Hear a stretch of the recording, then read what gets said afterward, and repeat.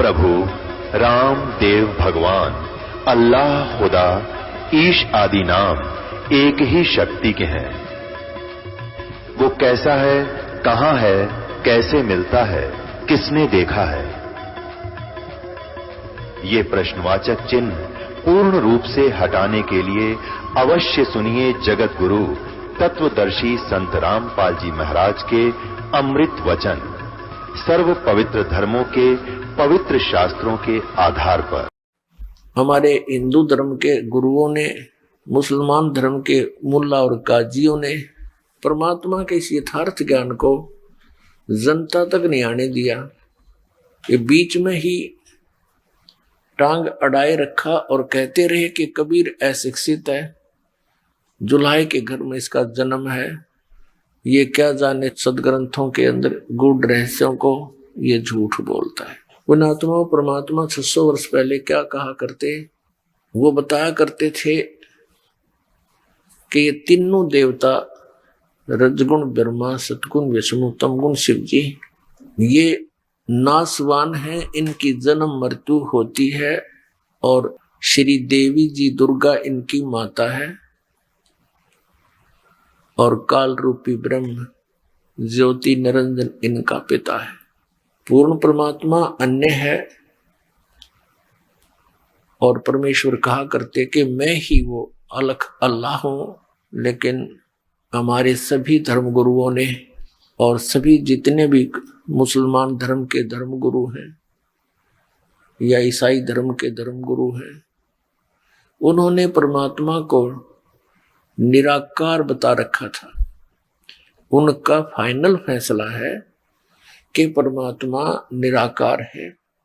और हिंदू धर्म के जो धर्म गुरु हैं वो कहते हैं परमात्मा मूल रूप में निराकार है और जब वो यहाँ भक्तों पर अनुग्रह करने के लिए नीचे आता है, अवतार धारण करते हैं, जैसे श्री राम, श्री कृष्ण और अन्य जितने भी 9 और 8, 10 और 25 जो है अवतार बता रखे हैं, तो ये तो इनका साकार रूप बताते हैं और वास्तव में परमात्मा निराकार है।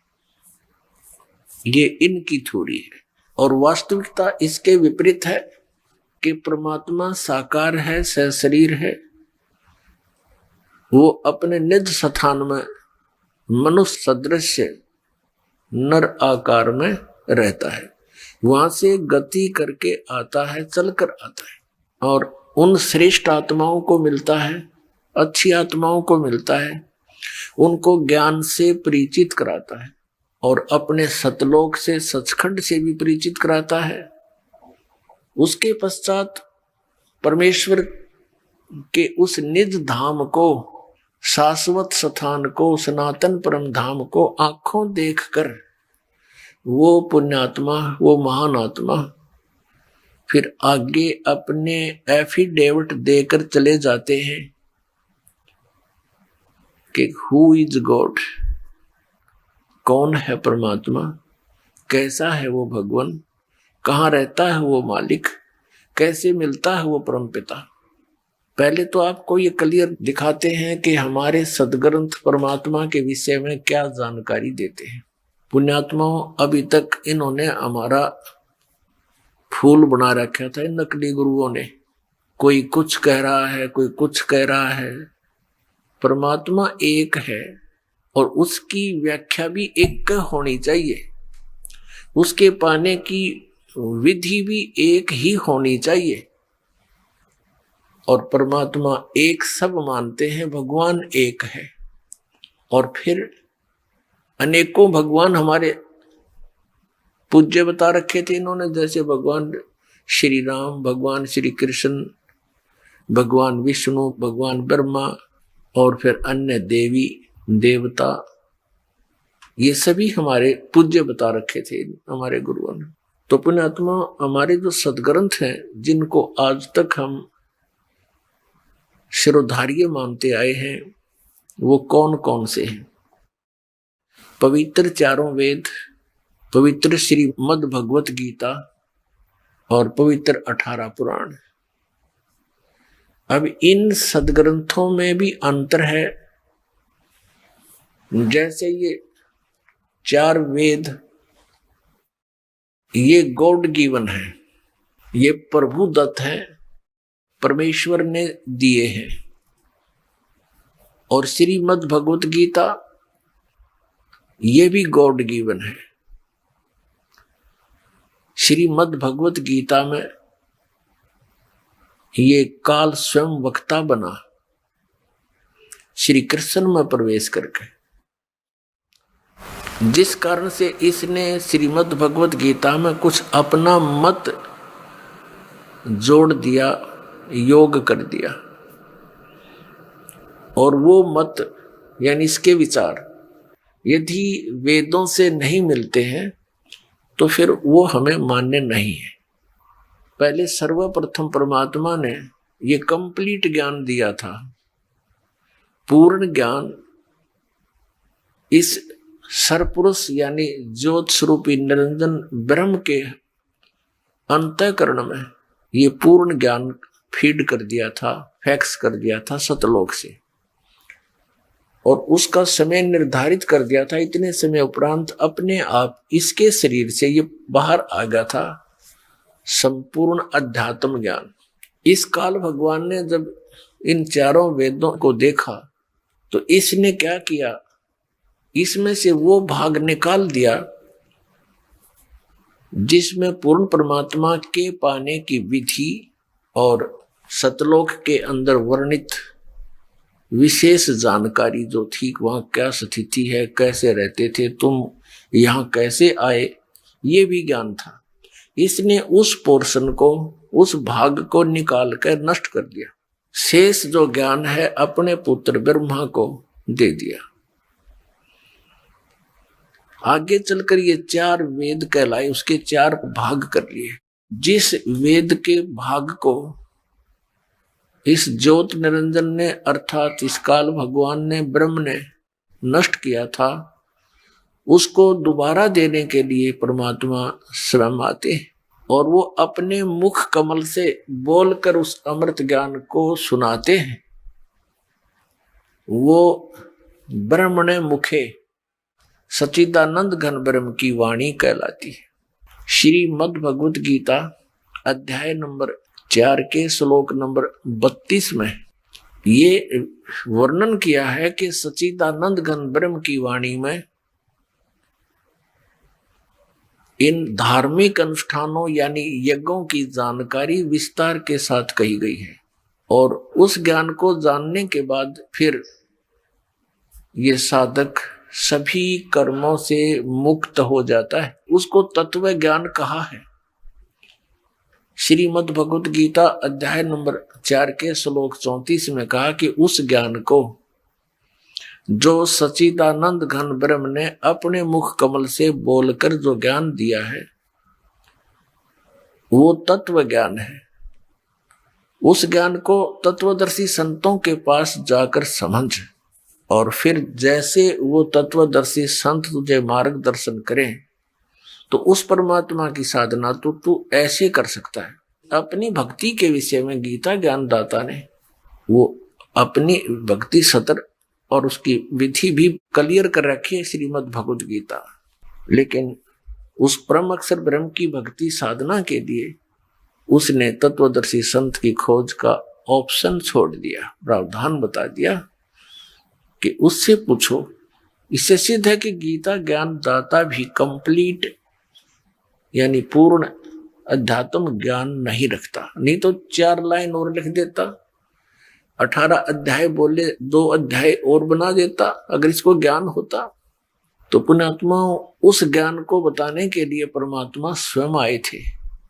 इसलिए सच्चिदानंद घन ब्रह्म की वाणी में कहा गया। आपको श्रीमद् भगवत गीता अध्याय नंबर 4 के श्लोक नंबर 32 से रूबरू कराते हैं। पुण्यात्माओं, आज का मानव इतना इंटेलिजेंट हो गया कि ऐसे इंटरनेट बना लिए, हवाई जहाज बना लिए, ऊपर के ग्रहों तक भी पहुंचने की चेष्टा कर रहा है, और कंप्यूटर बना लिए, अब जो हमने इस मनुष्य शरीर से बनाना था उसने भूल गए। अब जैसे ये आध्यात्मिक मार्ग ऐसा है जहां पर ये इतना जुगाड़ जोड़कर कभी नहीं जा सकते, जेट से भी नहीं जा सकते, किसी प्रकार भी नहीं जा सकते। उस अध्यात्म ज्ञान से यानी आध्यात्मिक शक्ति से ये मानव ऊपर घूम आते थे, सैर सपट्टे कराते थे। आपने महाभारत के अंदर सुना होगा, ये पांचों पांडव जो वनवास में थे, अर्जुन डांस करने की शिक्षा लेने के लिए इंद्र के लोक में स्वर्ग में गया था अपनी आध्यात्मिक शक्ति के जोर पे, और वहां नाच गाने की शिक्षा ट्रेनिंग लेकर आया था। तो पुण्यात्माओं, हम अध्यात्म मार्ग को भूल गए क्योंकि हमारी साधना भक्ति शास्त्र विरुद्ध थी, और जिस कारण से परमात्मा से मिलने वाली कोई भी ऐसी क्रिया हमें प्राप्त नहीं हुई जिससे हमारा विश्वास दृढ़ हो कि भगवान ऐसा कर सकता है। तो अब हमने परमात्मा की तरफ अपना इस तीव्र माइंड को, तीव्र दिमाग को घुमाना है, परमात्मा पाना है। ये तो यहाँ का एक अस्थायी सुख है, इसकी हमें घनी आवश्यकता भी नहीं है। हमें आवश्यकता है जन्म और मृत्यु के रोग को सदा के लिए समाप्त कराने की। तो इसलिए सत्संग का आयोजन किया जाता है कि सत्संग में आने से प्राणी सावधानी से ज्ञान सुनता है। यहाँ बैठकर 2 घंटे तो उसने परमात्मा की चर्चा सुननी ही पड़ती है। ये सौभाग्य है उसका। नहीं तो घर पर भी कोई सीडी वगैरह देख रहे होते हो, कभी कोई काम आ जाता है, कभी कोई आ गया, कोई रिश्तेदार आ गया, कोई फोन की घंटी आ गई, यानी कॉल डिस्टर्ब ही रखने की चेष्टा करता है। तो इसलिए अधिक से अधिक सत्संग में आवे और इस ज्ञान को गहराई से समझे। अब आपको जो दास दिखाना चाहता है कि हमारे सदग्रंथ क्या बताते हैं और हमारे धर्म गुरु हमें क्या बताया करते थे, उन्होंने आज तक हमारी इन सदग्रंथों के अनुवाद को भी ढंग से नहीं करके दिया हमें, क्योंकि वे तत्व ज्ञानहीन थे। अब देखिएगा, श्रीमद् भगवत गीता जयदयाल गोविंद का इसके अनुवादक है, गीता प्रेस गोरखपुर से प्रकाशित है। अध्याय नंबर 4 का अब श्लोक नंबर हम 25 से लेकर आपको पहले 32 तक पढ़कर सुनाते हैं। अध्याय नंबर 4 श्लोक नंबर 25। इसमें यह बताया जा रहा है कि कुछ अपने माने अन्य योगीजन देवताओं के पूजन रूप यज्ञ का ही भली भांति अनुष्ठान किया करते हैं। योगी माने साधक। कुछ साधक तो देवताओं की ही पूजा करते हैं और अन्य साधक ब्रह्म अग्नो, हमने संस्कृत भी साथ देखनी पड़ेगी, यानी ब्रह्म अग्नो यज्ञेन, ये पर ब्रह्म नहीं, ब्रह्म को ही इष्ट मानकर जो साधना करते हैं उनका जिक्र समझो। यज्ञ के द्वारा ही आत्म रूप यज्ञ का ही हवन यानी अनुष्ठान किया करते हैं, पूजन किया करते हैं। ये 26 नंबर है। अन्य यानी दूसरे योगीजन साधक श्रोत्र आदि समस्त इंद्रियों को संयम रूप अग्नि में हवन किया करते हैं, और दूसरे योगीजन शब्द आदि, शब्द स्पर्श रूप रसगंध, इनसे ही विषयों से ही हटने के लिए कोई अनुष्ठान करते हैं। समस्त विषयों को इंद्रिय रूप अग्नि में हवन किया करते हैं। अब 27 में दूसरे योगीजन इंद्रियों की संपूर्ण क्रियाओं को और प्राणों की समस्त क्रियाओं को, प्राण माने श्वासों की क्रियाओं को ज्ञान से प्रकाशित आत्म संयम योग रूप अग्नि में हवन किया करते हैं, यानी अपना संयम बनाने के लिए ही अभ्यासरत होते हैं। 28 में चौथे अध्याय का 28। कई पुरुष, कई साधक भक्त द्रव्य संबंधी यज्ञ करने वाले हैं, यानी जैसे कहीं भंडारा करवा दिया, कहीं पर कंबल बांट दिए और कहीं पर कोई धर्मशाला बनवा दी, तो कहते हैं कुछ इन्हीं को ही अपना अंतिम भक्ति लक्ष्य मानते हैं, और कुछ तपस्या ही करते हैं, तपस्या रूप यज्ञ करने वाले हैं, तथा अन्य दूसरे योग रूप यानी आसन वगैरह करते रहते हैं। इसी में पेट का पानी हिला दिया, लोग रजा दिए, अध्यात्म इसी को मानते हैं। और कुछ अहिंसा आदि तीक्ष्ण व्रतों से युक्त यत्नशील पुरुष, यानी जैसे मुंह पर पट्टी बांध गए, नंगे पैर घूमना, इस तरह के एक झाड़ू सा लेकर फिरना, इस तरह की साधना को ही वो अपना अंतिम लक्ष्य, अंतिम उपलब्धि, अंतिम साधना मान रहे हैं। यत्नशील पुरुष स्वाध्याय रूप ज्ञान यज्ञ करने वाले। अब जैसे कोई गीता जी का पाठ कर लिया, किसी ने ये गायत्री मंत्र बना लिया, यजुर्वेद के अध्याय नंबर 36 के मंत्र नंबर 3 के आगे एक ओम अक्षर लगा लिया इन्होंने, उसी का जाप करते रहते हैं और इसी से मोक्ष मानते हैं। नहीं, सदग्रंथ के किसी भी अंश को, किसी भी मंत्र या अध्याय को पढ़ने से उससे परमात्मा की जानकारी अवश्य हो जाती है, लेकिन मोक्ष नहीं। मोक्ष प्राप्ति की विधि उससे भिन्न होती है। जैसे बिजली है, लाइट, इलेक्ट्रिसिटी, इसके गुणों को बार बार गाता रहे, सुनाता रहे, कविता बना ले वह तो बहुत अच्छी है, अंधेरे को उजाले में बदल देती है।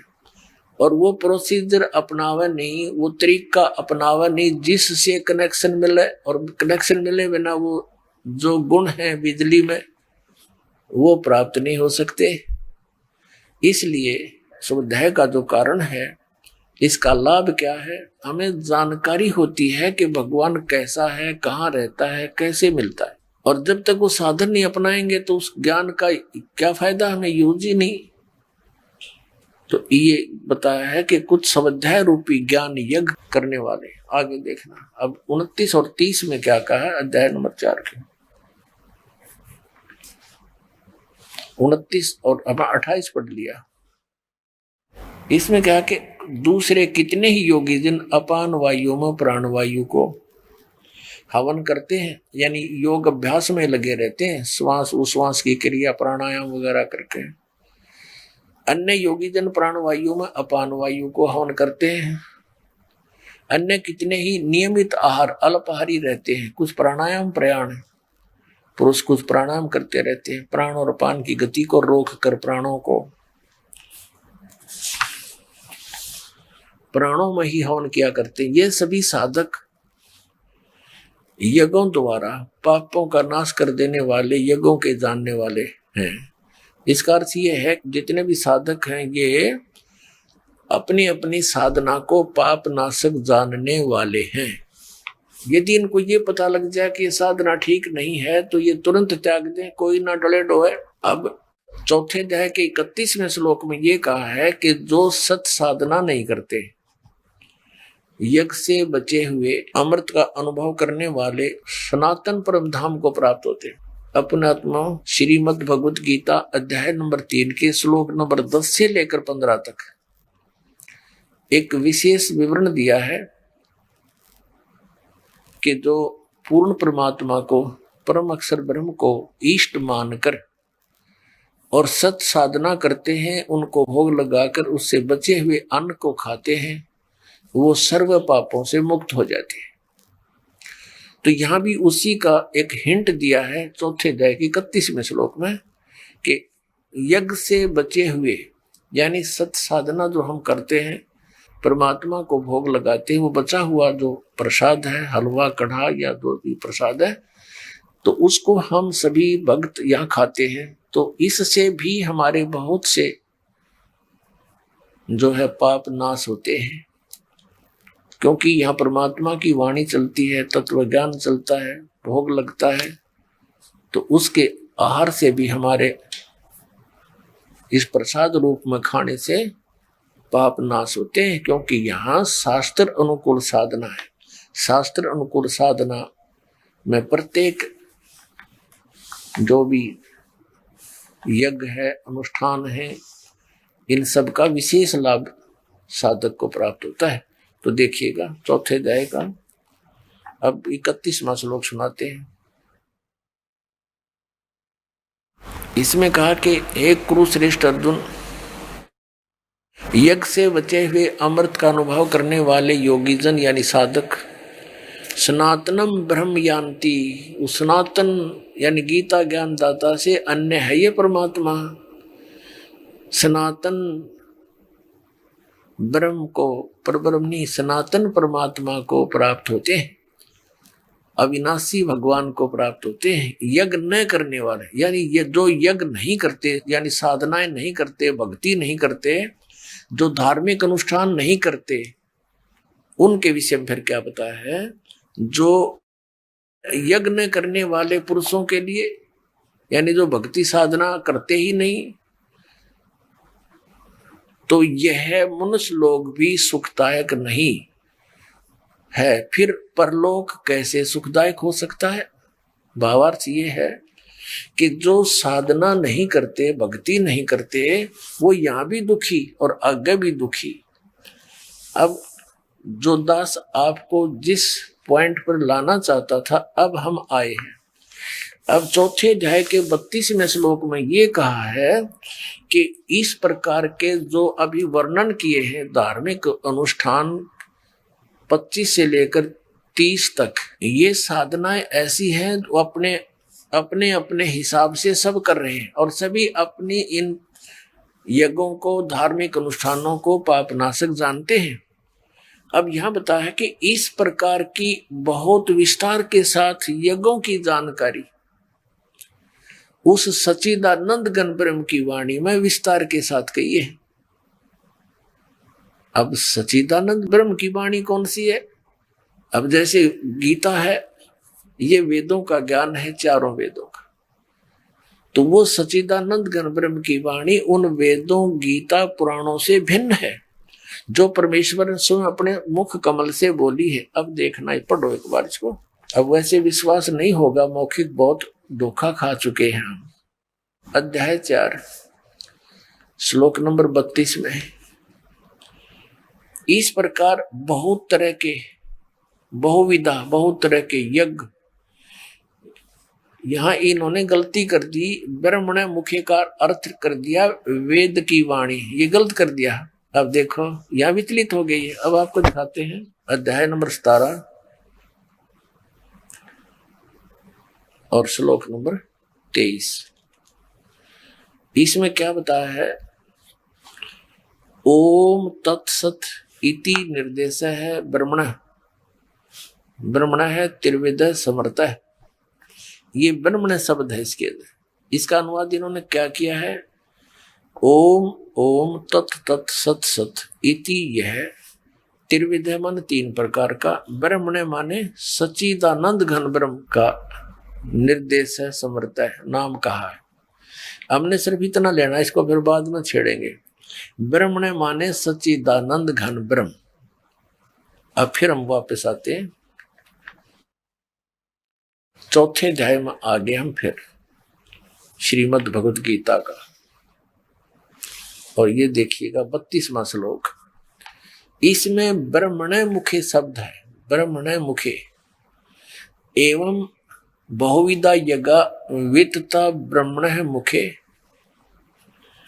कर्मजान विधितान सर्वान एवं ज्ञातवा विमोक्ष से। इसका अर्थ है कि इस प्रकार और भी बहुत प्रकार के यज्ञ माने धार्मिक अनुष्ठानों की जानकारी, यहां लिखना था सच्चिदानंद घन ब्रह्म की वाणी में, यानी मुखे माने उनके मुख कमल से बोली गई। मुखे का अर्थ है उस परमात्मा के द्वारा अपने मुख कमल से बोली गई उस वाणी में, वो कबीर वाणी है। अब देखना, इन्होंने यहाँ वेद की वाणी लिख दिया, ये कोई अर्थ हुआ? ब्रह्म का अर्थ वेद करना इनकी अज्ञानता है। जैसे इन्होंने इस गीता जी में बहुत जगह अनुवादों में फेरबदल करने की चेष्टा की अज्ञानता के कारण। जैसे 7वें अध्याय के 18वें श्लोक में अनुत्तमम शब्द है, ये केवल श्री कृष्ण जी को सुप्रीम पावर मान के चल रहे थे, परम शक्ति मान रहे थे, जबकि श्री कृष्ण का तो रोल ही नहीं गीता के ज्ञान में। वो तो इनका पिता बोल रहा है ब्रह्म, और वो कह रहा है कि ये साधक मेरे वाली साधना में, अनुत्तम साधना में लीन है, क्योंकि जन्म मृत्यु ना इनकी मिटे ना मेरी मिटे। इस प्रकार इसलिए 18वें अध्याय के 62वें श्लोक में कहा कि उस परमेश्वर की शरण में जा जिसकी कृपा से तू परम शांति को, सनातन परम धाम को प्राप्त होगा। अब फिर आगे 18वें अध्याय के 66वें श्लोक में वर्ज शब्द है। वर्ज का अर्थ जाना होता है। जैसे इंग्लिश वर्ड है एक गो, गो मीन जाना होता है, और उसको कोई कहे आना करता है कहीं पर, तो वो कति अज्ञानी आदमी है। वो केवल अड़ंगा अड़ाने की चेष्टा करता है व्याकरण को आधार बना के, तो वो हमने नहीं मानना है। तो यहां भी इन्होंने ऐसा ही किया। ब्रह्म का अर्थ वेद नहीं होता, ब्रह्म माने परमात्मा।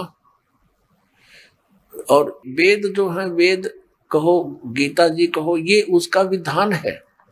जैसे एक राजा समझो ब्रह्म और वेद समझो संविधान। तो जहां राजा का प्रकरण हो वहां संविधान करना तो मूर्खता की बात होती है। तो ब्रह्म का अर्थ परमात्मा होता है। अब यहां देखिएगा, फिर चलिए चौथे अध्याय का हम 32वां श्लोक पढ़ेंगे। अब निर्णय हो जाएगा।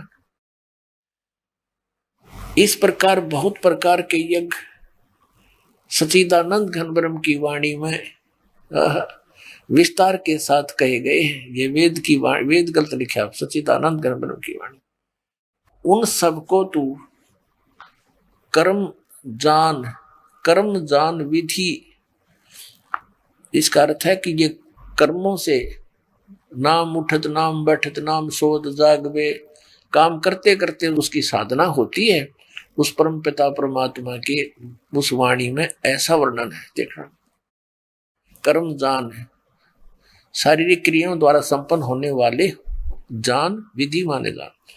इस प्रकार तत्व से जानकर उनके अनुष्ठान द्वारा तू क्रम बंधन से सर्वथा विमोक्ष से मुक्त हो जाएगा, पूर्ण रूपेण मुक्त हो जाएगा। अपने आत्मा चौथे अध्याय के 33वें श्लोक में सिर्फ इतना कहा है कि इस द्रव्य में यज्ञ से ज्ञान यज्ञ श्रेष्ठ है। द्रव्य में यज्ञ कौन सी होती है? जो धन से संपन्न होती है। यज्ञ जैसे भंडारा है, कहीं पर कोई मंदिर बनवा दिया जिसको धर्म मानते हैं, कहीं कंबल बांट दिए, इस तरह के कोई धर्मशाला बनवा दी।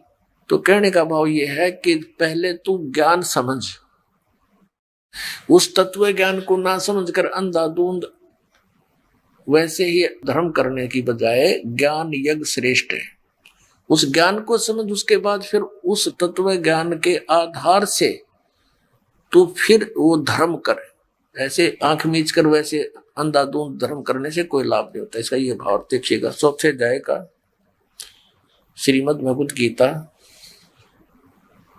अध्याय नंबर 4 का श्लोक नंबर हम अब 33 पढ़ेंगे। इसका आगे वर्णन है। हे परंतम अर्जुन, द्रव्य में यज्ञ की अपेक्षा, यानी वैसे ही आंखें बंद करके कितना धन से व्यय करने की बजाय ज्ञान यज्ञ श्रेष्ठ है। यानी पहले तत्व ज्ञान समझ, और यावन मात्र यानी संपूर्ण कर्म उस ज्ञान में समाप्त हो जाते हैं। बेमतलब के डले डोने उस ज्ञान में समाप्त हो जाते हैं। उसमें क्या होता है? गुरु बिन माला फेरते, गुरु बिन देते दाने, गुरु बिन दोनों निष्फल है, चाहे पूछो वेद पुराण। यानी पूरे संत को खोजो, तत्वदर्शी संत की खोज करके फिर वो दान करो।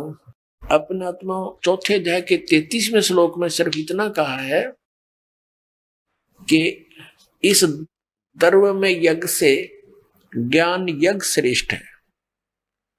द्रव्य में यज्ञ कौन सी होती है? जो धन से संपन्न होती है। यज्ञ जैसे भंडारा है, कहीं पर कोई मंदिर बनवा दिया जिसको धर्म मानते हैं, कहीं कंबल बांट दिए, इस तरह के कोई धर्मशाला बनवा दी।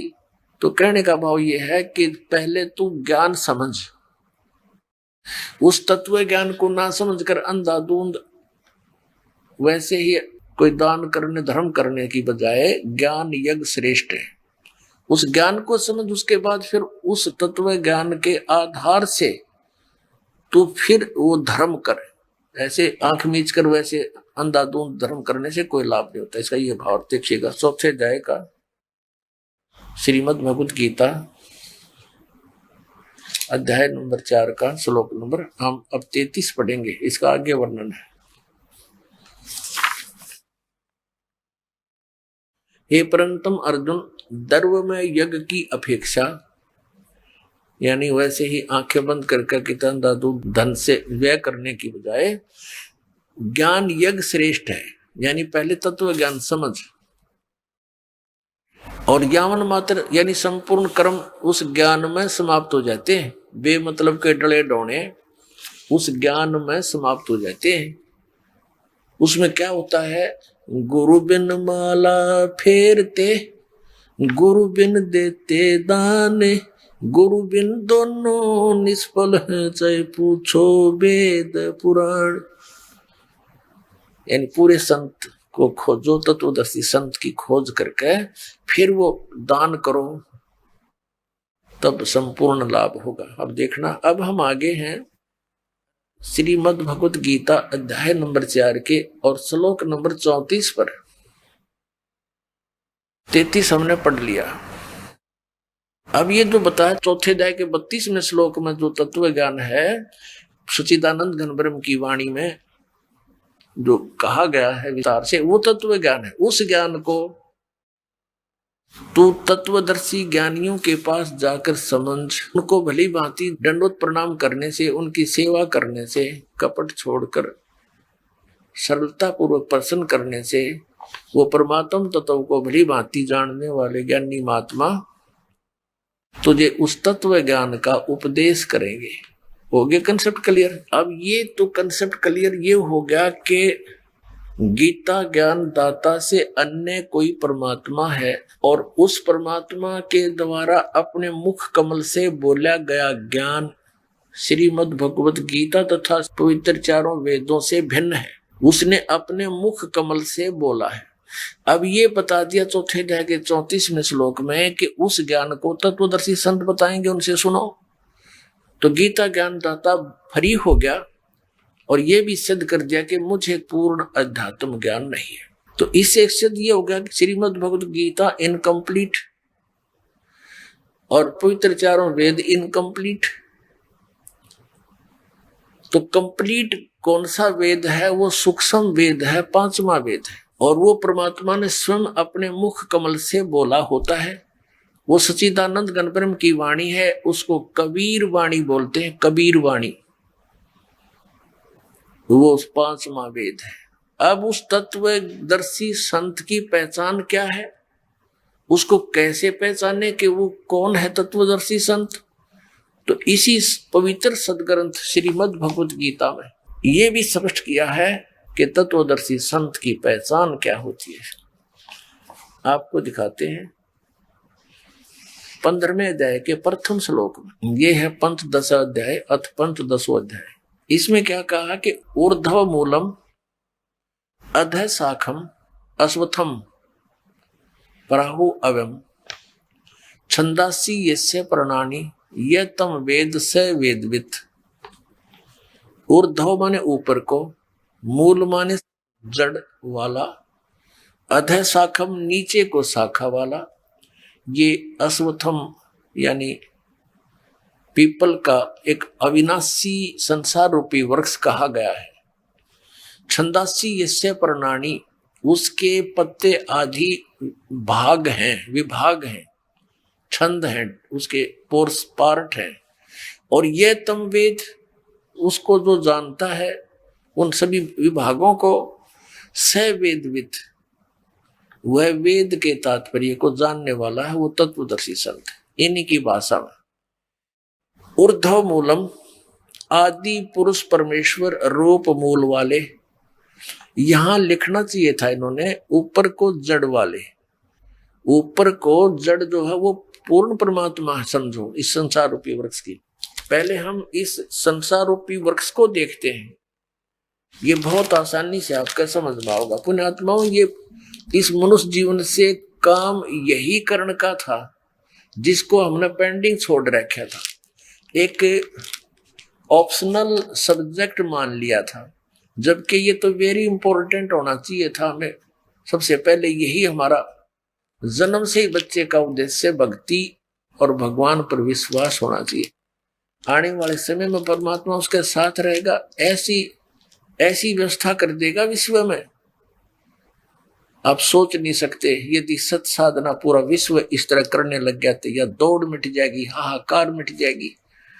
और परमात्मा जो लाभ दे उसका तो कोई कहना है नहीं। इसलिए भगवान की खोज में कोई गुफाओं में, कोई पहाड़ों पर, कोई अमरनाथ पर बेचारे भटक रहे हैं, ऐसे ऐसे डेंजरस स्थानों पर जाते हैं जहां एक बार पैर फिसल जाए तो पाव भी नहीं पड़े, आदमी खोजे तो ना पावे, और फिर भी जाते हैं हम। तो देखिएगा ये संसार रूपी वृक्ष, ये एक संसार रूपी वृक्ष है। गीता जी अध्याय नंबर 15 के श्लोक नंबर 1 से लेकर 4 और 16 और 17 का ये निर्णायक ज्ञान इससे समझ में होगा।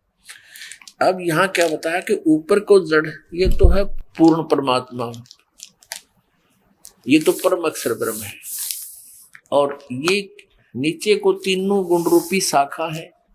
ये देखिएगा, ऊर्ध्व मूलम अधः शाखम। बस गीता ज्ञानदाता ने इस श्रीमद् भगवत गीता में केवल इतना हिंट दिया है। देखिए ये 15वां अध्याय और इसका प्रथम श्लोक कि ऊर्ध्व मूलम अधः शाखम।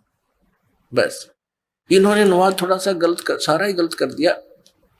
ये लिखना था ऊर्ध्व माने ऊपर को, आदि पुरुष परमेश्वर रूपी मूल वाले, ये लिखना था। ऊर्ध्व माने ऊपर, आदि पुरुष परमेश्वर यानी परम अक्षर ब्रह्म सचिदानंद घन रूपी, ये तो मूल समझो। अधः शाखम, ये ब्रह्मा रूप मुख्य शाखा वाले, ये नहीं। ये देखो 2 नंबर श्लोक में इन्होंने अधः का अर्थ, 2 अधः है इसमें, एक ये एक ये, इसका अर्थ कहाँ किया अगले पृष्ठ पर।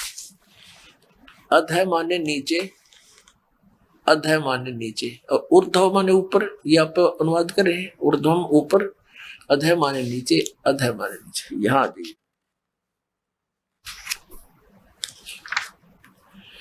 ये फिर देखिएगा। अब ऊर्ध्व माने ऊपर को, आदि पुरुष परमेश्वर रूप मूल वाले, ये ठीक करते, यहाँ ऊपर लिखना था, बस इतना हो। और फिर ये यहाँ लिखना था अधः शाखम, नीचे को शाखा वाला। ये संसार रूपी पीपल के वृक्ष को अविनाशी कहते हैं, वेद जिसके पत्ते कहे गए। पर इनकी भाषा पढ़ने आसानी से समझ में आओगी। उस संसार वृक्ष को जो पुरुष, जो व्यक्ति तत्व से जानता है, स वेदविद,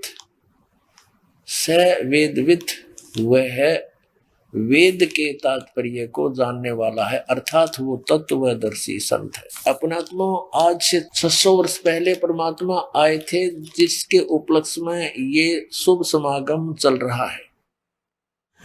उन्होंने अपनी सच्चिदानंद घन ब्रह्म की वाणी कबीर वाणी में कहा था, अक्षर पुरुष एक पेड़ है, सर पुरुष व की डारे, तीनों देवा शाखा है, ये पात रूप संसारी। ये भगवान 600 वर्ष पहले परमात्मा ने एक सिंपल लैंग्वेज में, जैसे आम आदमी समझ सके, हमारी इसी भाषा में बोल गए कि अक्षर पुरुष जो जमीन से बाहर दिखाई देता, वो पोर्शन, वो पार्ट, हिस्सा, भाग वृक्ष का, वो वृक्ष कहलाता है।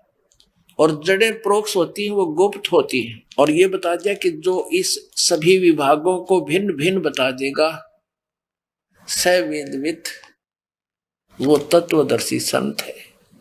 तो 600 वर्ष पहले परमात्मा ने आकर हमें ये ज्ञान दिया था अपनी सच्चिदानंद घन ब्रह्म की वाणी में, अपने आत्मा। अब इसमें क्या लिखा आगे देखो, तीनों गुण रूप। अब हम फिर श्रीमद् भगवत गीता आपको दिखाते हैं। ये वही 15वां अध्याय चल रहा है, एक हमने पढ़ लिया, अब हम 2 पढ़ेंगे। इसमें क्या कहा है कि उस संसार रूपी वृक्ष की गुण प्रवर्धा, तीनों गुण।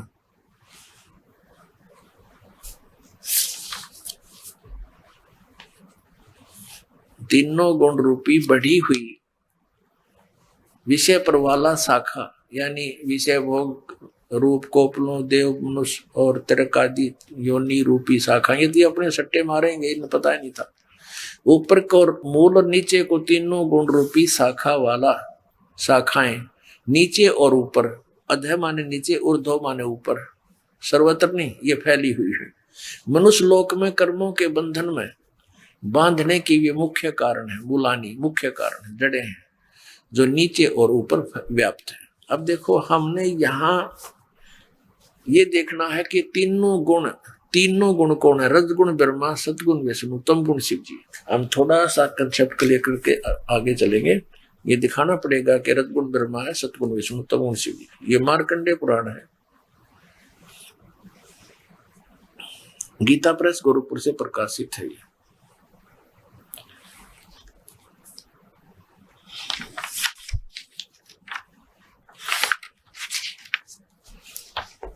ये प्रकाशक मुद्रक है, गीता प्रेस गोरखपुर, गोविंद भवन कार्यालय कोलकाता का संस्थान। अब इसके 123 पृष्ठ पर पढ़ेंगे, ज्यादा नहीं, 122-23 पे 22 पे है संक्षिप्त मार्कंडेय पुराण। यहाँ मार्कंडेय जी बोले मुने, ये मार्कंडेय जी बता रहे, हम यहाँ जाते हैं अपने काम की वस्तु लेंगे। ये लिखा रजोगुण प्रधान ब्रह्मा, तमोगुण प्रधान रुद्र और सतोगुण प्रधान विश्वपालक विष्णु है। यही तीन देवता है और यही तीन गुण है। कंसेप्ट क्लियर हुआ? अब हम फिर आते हैं श्रीमद् भगवद गीता के अध्याय नंबर 15 के श्लोक नंबर 2 को देखते हैं। 15 का श्लोक नंबर ये 2 है। उस संसार रूपी वृक्ष की तीनों गुण, रजगुण ब्रह्मा, सतगुण विष्णु, तमगुण शिवजी रूपी शाखाएं हैं।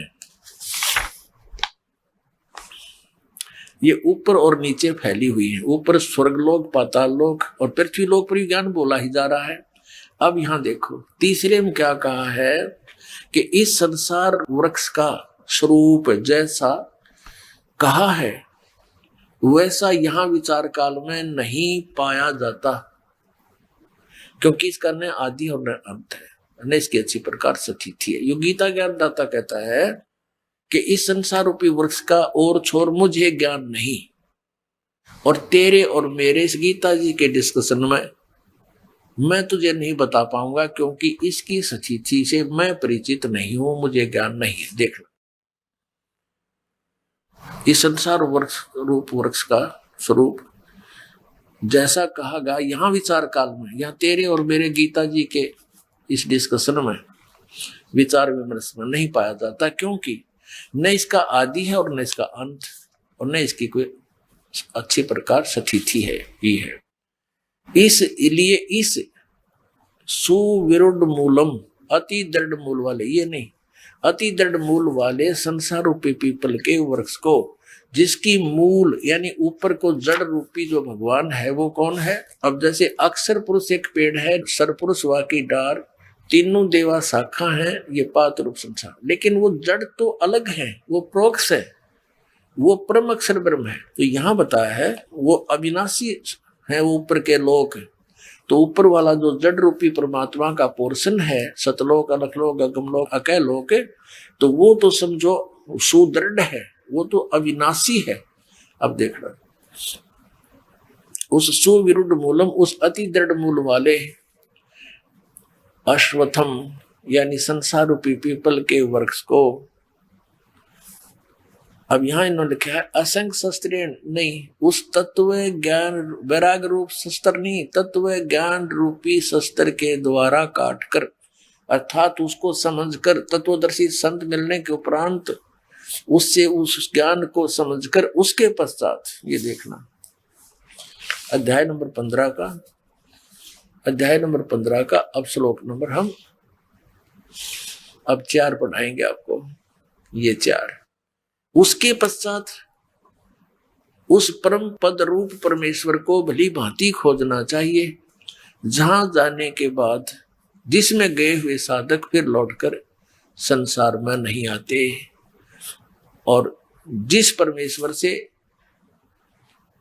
इस पुरातन संसार वृक्ष की प्रवृत्ति विस्तार को प्राप्त हुई है, उसी आदि पुरुष नारायण के मैं शरण हूं, इस प्रकार दृढ़ निश्चय करके उस परमेश्वर का मनन और निधि ध्यान करना चाहिए। उसी परमात्मा की परपदे माने पूजा करनी चाहिए। ये सीधी सी बात है।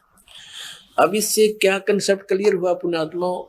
इससे ये सिद्ध हो गया, एक तो तत्वदर्शी संत कौन है और वो तत्व ज्ञान है क्या, उसकी पहचान क्या है, और दूसरा ये हो गया कि उस तत्वदर्शी संत के द्वारा बताए गए उस अध्यात्म ज्ञान के आधार से साधना करने से उस परम पद की प्राप्ति होती है, जहां जाने के बाद साधक फिर लौटकर कभी संसार में नहीं। गीता ज्ञान दाता अपने विषय में बताता 4 अध्याय के 5 और 9 श्लोक में, गीता जी अध्याय नंबर 2 के श्लोक नंबर 12 में, अध्याय 10 के श्लोक 2 में ये स्पष्ट करता है कि अर्जुन तेरे और मेरे बहुत जन्म हो चुके हैं, तू नहीं जानता मैं जानता हूं। इसे सिद्ध हो गया कि गीता ज्ञान दाता नासवान है, अविनाशी नहीं है। और ये भी स्पष्ट करा कि केवल उस परमात्मा की भक्ति करो, उस सनातन परमात्मा की, उस परम अक्षर ब्रह्म की। अपने आत्माओं, गीता जी अध्याय नंबर 15 के श्लोक नंबर 16 और 17 में 3 पुरुष बताए हैं। पहले थोड़ा सा कंसेप्ट ये क्लियर करना पड़ेगा कि 7वें अध्याय के 29वें श्लोक में गीता ज्ञानदाता कहता है कि मेरे इस ज्ञान का आश्रय लेकर और जो जरा और मरण से छूटने के लिए ही प्रयत्नशील हैं, वे उस तत्ब्रह्म को और संपूर्ण अध्यात्म को, संपूर्ण कर्मों को जानते हैं, परिचित हैं।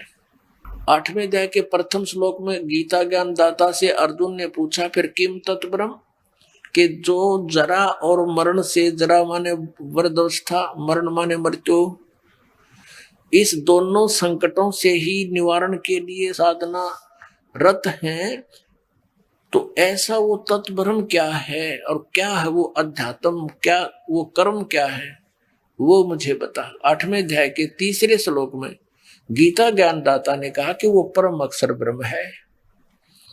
वो परम अक्षर ब्रह्म है, उसको जानने के बाद फिर साधक केवल जरा और मरण से ही छूटने का प्रयत्न करता है, यहाँ की किसी वस्तु की डिमांड नहीं करता। इस तत्वदर्शी संत से ये ज्ञान प्राप्त होने के बाद, अब देखना अध्याय नंबर 7 श्रीमद् भगवत गीता अध्याय 7 श्लोक नंबर 28 29, इसमें क्या कहा है? जरा मरण मोक्षाय, जरा माने वृद्धावस्था, मरण माने मृत्यु, मोक्षाय माने उससे छुटकारे के लिए, मोक्ष के लिए, माम आश्रित यतन्ति ये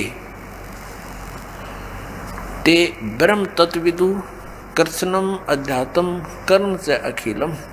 आइए अब हम उन श्रद्धालुओं के अनुभव जानते हैं जो जगत गुरु तत्वदर्शी संत रामपाल जी महाराज जी से दीक्षा प्राप्त कर चुके हैं तथा उनके द्वारा बताए गए भक्ति मार्ग पर चल रहे हैं। नमस्कार सर। नमस्कार। क्या नाम है आपका? नकली राम है मेरा नाम। सर कहाँ से हैं आप? गांव डाडापट्टी, जिला हरिद्वार से हूँ भगत जी। सर संत रामपाल जी महाराज से नाम दीक्षा आपने कब ली? 2009 में ली। सर आपने बताया कि आप उत्तराखंड हरिद्वार से हैं, तो हमारे दर्शकों को बताएं आपने क्या क्या भक्ति साधनाएं की हैं। पहले मैं धन सगु में रहा जी 7 साल। सर आपका संत रामपाल जी महाराज जी के शरण में आना कैसे हुआ? इसका कारण ये रहा सर, मेरा पैर टूट गया, ट्रैक्टर में पलट गया था, उसमें पैर जो टूट गया, मैं रुड़की भी फिर आप अस्पताल में सबने मना कर दिया कि ये पैर तुम्हारा ठीक नहीं होगा। तो एक डॉक्टर सहगल है मिलिट्री रिटायर, उसने कहा कि मैं देखूँ इसको कल को। तो उसने कहा देखता आकर कहेंगे भाई पैर तो कटेगा तुम्हारा ये। तो घर वाले नाराज हुए, कहेंगे भाई काटो ना, देख बाद में देख लियो, जो कटेगा भी तो क्या पता भगवान जोड़ ही दे इसको। तो मैं जोड़ तो दूंगा मैं, पर गारंटी कोई नहीं लेने का। तो उसने कहा कि 55,000 रुपये लूँगा, पर गारंटी मेरी कोई नहीं होगी। तो भगत जी उन्होंने मेरा पैर जोड़ा, राड़ लगा दी इसमें, कहने लगा भाई जिस दिन भी इसमें पंचर हो गया उसी दिन ये पैर तुम्हारा कटेगा। तो सर प्लास्टर हो गया, मैं घर चला गया। एक रिश्तेदार मेरा पहले इससे बरवाला गुरु जी से संत रामपाल जी महाराज से जुड़ा हुआ था, तो कहने लगा भगत जी अब तो तुम बेकार हो गए, तुम हमारे साथ चलो, अरे क्या अब तो तुम्हारा कल्याण नहीं हो जा। मैंने भाई मैंने तो ले रखा नाम, धन से जुड़ा हुआ था मैं, तो गुरु जी तो मैंने बना रखा। कहा चलो फिर हमारे साथ तो चलो तुम। तो ले गए मुझे सर जी, परवाला आश्रम में चले गए, फ्रेश हुए, वहाँ भंडारा लिया, भंडारा लेकर फिर 3 घंटे का सत्संग था वो भी देखा। कहने लगे नाम ले लो जी। मैं कहा भाई नाम तो मैंने ले रखा, धन से जुड़ा हुआ था मैं। कहे जी गुरु जी से बात नहीं होने के बिना नाम लियो। तो मैंने कहा, मैं कहा भाई चलो भाई नाम ले लो, गुरु जी से बात तो हो ही जाएगी कम से कम। तो वहाँ से सर जी मैंने नाम लिया। सर संत रामपाल जी महाराज से जब आपने नाम दीक्षा ली तो क्या आपको कोई लाभ भी मिले? सर लाभ तो बहुत ही, आर्थिक स्थिति हमारी इतनी खराब थी कि 5-7 बीघे जमीन थी, उसमें खाने के ही लाले थे बहुत। 2009 के और 2021 के बीच में परमात्मा ने मुझको इतने लाभ दिए, 45-46 कमरे बनवा दिए मेरे, किराए पर चल रहे। सर जी पैसे की कोई कमी नहीं, चारों तरफ से घंटा खोल रखा परमात्मा ने, संत रामपाल जी महाराज ने, किसी किस्म की कमी नहीं है, चारों तरफ वाह वाह हो रही परमात्मा की तरफ से। स्थिति मेरी इतनी अच्छी हुई फिलहाल। जब मैं सत्संग सुनकर सत्संग खत्म हो गया तो भगत जी कहने लगे जी वो ये लाइन कैसी लगी है? कहेंगे परमात्मा दर्शन देंगे और वहाँ, मगर भगत जी मेरे को तो बैठ खड़ा नहीं हो जाने का। कहेंगे तुम्हें आगे खड़ा कर देंगे। तो उन्होंने वो रक्षा से उठा के मुझे गुरु जी के सामने खड़ा कर दिया, संत रामपाल जी महाराज के सामने। तो संत रामपाल जी महाराज ने जैसे ही मेरे सर पर हाथ रखा तो मेरा शरीर तो बहुत हल्का हुआ और मैं ऐसे ही बैठ गया। गुरु जी आशीर्वाद दे के चले गए संत रामपाल जी महाराज जी। तो ऐसे ही दूर चले गए, दूर तो फिर वापस आए, कहें भगत जी पैर देख रहे अपना। मैं तो बोला कुछ नहीं, मैं नया आदमी था, मेरे से बोला ही नहीं। कहा गुरु जी कहने लगे तुम्हारा पैर ऐसा हो जाएगा जैसा बचपन में था। तो सर जी मेरा पैर आज भी ऐसा है, बिल्कुल 15-20 किलोमीटर पैदल चल लेता हूँ। जबकि डॉक्टरों ने काटने की सलाह दे दी थी, संत रामपाल महाराज की कृपा से मेरा पैर भी बच गया। फिर जब मैं दूसरे नंबर पर आश्रम में गया तो वहाँ जब मेरा पैर सूज गया और सूजने के बाद में फिर इसमें पंचर हो गया, इसमें रात चलती रही, दिन रात को मैं रुई से साफ करता रहा और उसमें कचरे में डालता रहा। विजयपाल भगत जी को कहा, मैं कहा जी मुझे घर लेके चलो, पैर तो मेरा खराब हो गया। तो घर लेके चले आए। घर में बताया भाई अरविंद ये तो पैर खराब हो गया जी, तो डॉक्टर कहता है तो वही होगा काम। कहा क्या करें? मैं कहा ये तो ऐसे है, इसमें तो पंचर हो रहा। डॉक्टर को लेके चले गए सहारनपुर। डॉक्टर कहने लगा भाई मैंने तो तुम्हें पहले ही बताया था ये कामयाब नहीं होने का तुम्हारा पैर, अब ऊपर से कटेगा। तो परमात्मा ने ऐसी प्रेरणा करी कि इसका एक्सरे लेकर देख लो। जैसे ही एक्सरे लिया डॉक्टर ने तो इस पैर की हड्डी पूरी हो पाई भगत जी। तो जिसमें 4 अंगुला गैप था वो पूरा हो गया। तो डॉक्टर कहने लगा अंकल जी तुमने क्या खाया? मगर भाई मैंने बकरे के पाव तो पिए नहीं, ना अंडे खाए मैंने। परमात्मा संत रामपाल महाराज की शरण में गया था मैं, उनके आशीर्वाद से ये सब कुछ हुआ है। तो सर जी आज इस समय पैदल 10-15 किलोमीटर पैदल चल लेता हूँ, साइकिल भी चला लेता हूँ, पैर मेरा बिल्कुल ठीक हो गया। दूसरी बात मेरे साथ में ये चमत्कार हुआ कि हमारे पड़ोस में 2 मर्डर हो गए थे। उन मर्डर में हमारे बेटे का नाम दे दिया था उन्होंने, नामजद रिपोर्ट लिखवा दी थी। तो पुलिस खींच फिर गई, पूछताछ हुई, कहें वो बताओ ताऊ जी कैसे मारे हैं, तुमने कैसे मारे? मगर जी मुझे तो पता ही नहीं है कैसे मारे हैं। तो फिर हमें आश्रम में जाना था।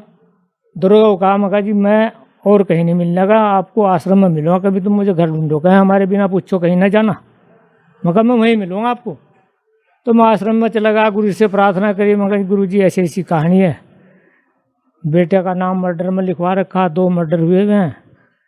कहें भगत जी यदि तुमने कर रखा तो बचते नहीं हो, यदि नहीं कर रखा तुम्हारे साथ में परमात्मा है, परमात्मा दया करेंगे।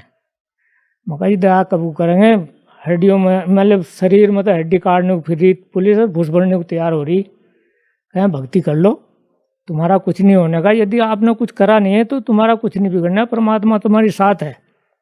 तो सर जी मैं उस बात को लेकर घर आ गया, पुलिस मुझे लेकर जावती पूछती थी, फिर छोड़ देती। तो फिर ट्रक भर के एक गाँव से फिर DIG के पास में गया, कहने लगे इसका तो कोई भी नहीं कुछ पकड़ रही। गांव वालों को पकड़ कर छेतरी, जिसका नाम भी नहीं उसे पकड़ कर छेतरी। तो वहाँ जाकर DIG के पास में गए, कहें कहाँ से आए भाई? अभी अड्डा पट्टी से आए हम। लड़की वो भाजपा की कोई नेता थी उस टाइम, तो उसने कहा कि जी हमने जिस आदमी ने हमारे ताऊ और ताई को मारा है उसका हमने नाम भी लिखवा रखा, पर पुलिस उसको कुछ भी नहीं करी। कहने लगा किसकी बात कर रही? तो नकील राम की बात कर रही क्या? तो जी हाँ वो नकील राम की बात कर रही। नकील राम के घर में तो व्यवस्था हुआ जो तुम्हारे एरिया में भी नहीं है। तो मैं कहने लगे बस जी पैसे यहाँ भी दे रखे उन्होंने, ये तो उसी के पक्ष में बोल रही है। तो 4 साल के बाद में सर जी वो मुकदमा उन्होंने अपने आप ही वापस लिया, क्यों उनका नाम आ रहा था लड़के के और उसकी घरवाली का हाथ था उस मर्डर में। तो उसमें भी कामयाबी दी परमात्मा ने, संत रामपाल महाराज की दया से उसमें भी हम कामयाबी मिली, बहुत बढ़िया ही। और पहले मैं नशा भी करता था, दारू पीता था, अब वो दारू भी नहीं पी रही, वो दारू भी छूट गई मेरी। हर किस्म तक बहुत बढ़िया लाभ दे रखे परमात्मा, चारों से सुख का जीवन जी रहे। आर्थिक स्थिति बहुत बढ़िया है, पहले तो बहुत कमजोर थी, अब तो जी एरिया में पूरा काम चला रखा है। हर आदमी पूछता है, बेटे के साथ में सुबह 8-10 आदमी घर पर आ जाते हैं कि भाई ये हमारा काम कराओ, ये काम कराओ। पहले में कोई पूछता ही नहीं था, अब तो वो स्थिति है जो परमात्मा ने चारों तरफ से नाम दे रखा है। सर सभी धर्मों के धर्म ग्रंथों में कहा गया है कि संत जो चाहे वो कर सकता है, अगर वो सच्चा संत है। ऐसी कुछ घटनाएं आपके साथ भी देखने को मिली। आपने बताया कि संत रामपाल जी महाराज जी के शरण में आने के बाद आपको बहुत सारे लाभ मिले। आपका पैर टूट गया था, डॉक्टर ने आपसे बोला कि आपका पैर काटना पड़ेगा, लेकिन जैसे ही आपने संत रामपाल जी महाराज से नाम दीक्षा ली और रिपोर्ट कराने गए तो आपका पैर जुड़ा हुआ था। डॉक्टर भी इस बात से हैरान थे। तो जो दर्शक आज आपको टीवी पर देख रहे हैं और वो भी किसी न किसी बीमारी से ग्रस्त हैं, किसी न किसी परेशानी से परेशान हैं, तो उनके लिए आप क्या कहना चाहेंगे? सर जी मैं प्रार्थना तो कर सकता हूँ परमात्मा की दया से कि जैसे मेरे लाभ दे रखे परमात्मा संत रामपाल जी महाराज ने, ऐसे ही उनको भी लाभ मिलेंगे। परमात्मा संत रामपाल महाराज की शरण में आए और उनसे नाम दीक्षा लेकर और अब पुण्य कमाएं, और आपको भी ऐसे ही लाभ होंगे जैसे मुझे लाभ हुए। सर संत रामपाल जी महाराज से नाम दीक्षा कैसे ली जा सकती है? सर टीवी पे प्रोग्राम आता है 7:30 बजे शाम को, उसके नीचे पीली पट्टी आती है, उस पर नंबर लिखे होते हैं। जिस जिले में जिस भी एरिया का जो बीमार है वो उस पर नाम नंबर लिख कर, मोबाइल नंबर देख कर उसे अपना पता कर सकता है। नज़दीक के नामदान केंद्र पर जहाँ का भी होगा वहाँ से नाम दीक्षा ले सकते हैं। धन्यवाद सर। धन्यवाद।